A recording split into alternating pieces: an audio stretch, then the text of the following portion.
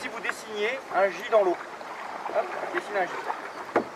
Et si vous faites ça à chaque fois, ça veut dire que votre bateau, vous allez à chaque pagaie essayer de le corriger vers l'intérieur. Donc ça veut dire que si vous êtes pris par le courant, si vous partez trop, ça ne suffira pas. Dans ce cas-là, vous faites un écart. Et l'écart, où est-ce qu'il faut le faire? J'en ai vu des mal placés des écarts. À l'arrière. Ouais, très bien Sylvie. En fait, l'écart, essayez de le mettre pas trop. Alors, je sais que je vous ai dit qu'on pouvait le faire au niveau du bassin, mais quand vous êtes dans un mode de randonnée longue, vous ne voulez pas tourner sur place, allez le chercher loin derrière. L'intérêt d'aller chercher loin derrière, c'est quoi? Il sera plus près de votre bateau, donc il aura moins d'effet brutal sur votre direction, et en plus, il aura plus d'effet par rapport à votre centre de rotation. On rappelle que l'axe de rotation de votre bateau, il est, Thierry? Non, il n'est pas Thierry. Il est où, Thierry? Il est sur le bateau. L'axe de rotation, il est plutôt au centre. Alors après, suivant le poids des équipiers, l'assiette, il peut être légèrement décalé, mais il est plutôt au centre. Vous avez tous fait un peu de physique en terminale? Non. J'étais déjà mieux à l'époque. Ok, donc quand vous avez un axe, quand vous avez une porte chez vous, là, vous avez tous une porte chez vous. Non? Est-ce que vous avez déjà essayé d'ouvrir une porte en poussant à côté de l'axe? Non, une porte, non, pas puissante, pas une galandage, pas machin, une porte normale avec un axe.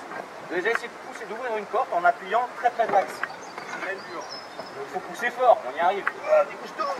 Par contre, si on va à l'extrémité, enfin à l'opposé de l'axe, on va sur le bord, on fait une pichette, ça s'ouvre tout seul. Ça s'appelle un couple. Bras de levier. Bras de levier ou un couple en physique. Donc du coup, en fait, ça veut dire que plus vous allez être loin de l'axe de rotation, moins vous aurez d'efforts à faire pour faire tourner. C'est pareil en kayak, vous avez votre axe de rotation qui est là.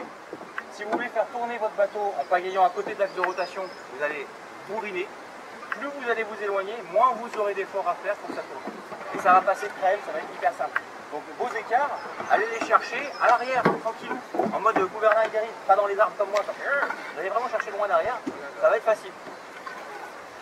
Donc ça c'est un truc que j'ai vu chez beaucoup. Enfin, vos écarts, vous les faites un petit peu trop serrés et des fois vous les braquez, donc vous prenez votre bateau complètement.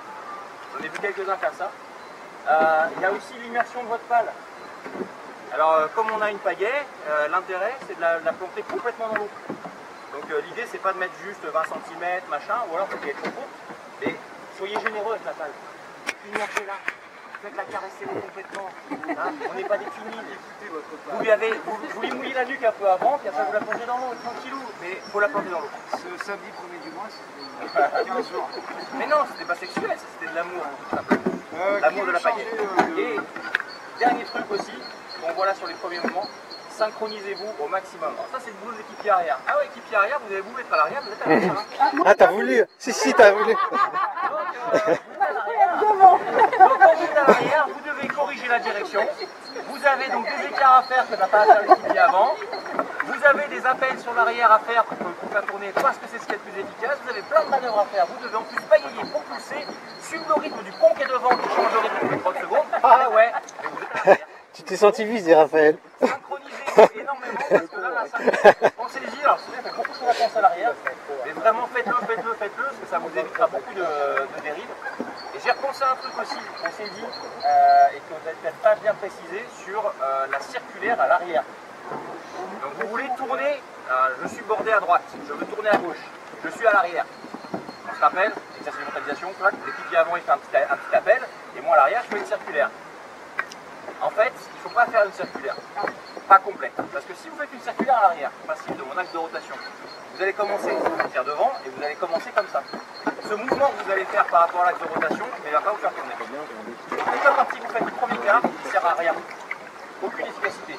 Ce qui va vraiment servir, c'est, si je fais mon demi-cercle, c'est la deuxième moitié du demi-cercle, qui s'apparenterait plutôt à un appel sur l'arrière. Donc franchement, quand vous êtes à l'arrière, vous voulez tourner du côté opposé ou pagayer. Donc un petit, on en a parlé avec toi Géraldine. Enfin, rapidement, faites un écart, c'est plantez pas votre pagaie au début, vous la plantez carrément à l'arrière et vous tirez juste sur l'arrière. Là, vous allez voir votre bateau, il va faire comme ça. Et il vient tout de suite. Et là, c'est très efficace, bon rendement. J'ai un truc à proposer, histoire de changer